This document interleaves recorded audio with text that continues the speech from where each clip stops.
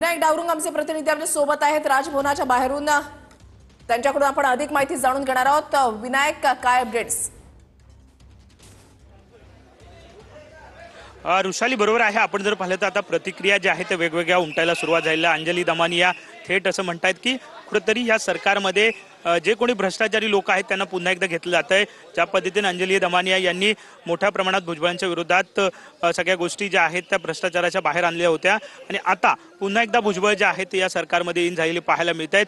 ज्या पद्धतीनं जे क्लॉज जे आहेत ते लावण्यात आलेले आहेत, एकतर भुजबळ जे आहे ते ओबीसी नेते आहेत, ओबीसी मोठा चेहरा आहे, आगामी स्थानिक स्वराज्य संस्थांच्या निवडणुका तोंडावर आलेल्या आहेत, त्यामुळे भुजबळांचा एक महायुतीला फायदा जो आहे तो होऊ शकतो। त्याचप्रमाणे राष्ट्रवादीमध्ये रिक्त जागा जी आहे ती धनंजय मुंडे यांच्यामुळे झालेली आपल्याला दिसून आलेली होती आणि ही रिक्त जागा जी आहे ते भुजबळांना देऊन राष्ट्रवादीमधले अनेक जे दावेदार आमदार होते त्यांना कुठेतरी शांत करण्याचा प्रयत्न सुद्धा अजितदादा यांच्याकडून केलेला आपल्याला पाहायला मिळतो। त्यामुळे भुजबळांना दिल्यामुळे कुठलाही दावा जो आहे ते इतर आमदारांचा होऊ शकत नाही, कारण एकच जागा जी आहे ती रिक्त झालेली आपल्याला पाहायला मिळते। त्यामुळे अशा अनेक तर्कवितर्क जे आहेत ते आपल्याला पाहायला मिळत आहेत। साहजिकच महायुतीमध्ये भुजबळ आल्यामुळे महायुतीला सुद्धा फायदा जो आहे तो होणार आहे।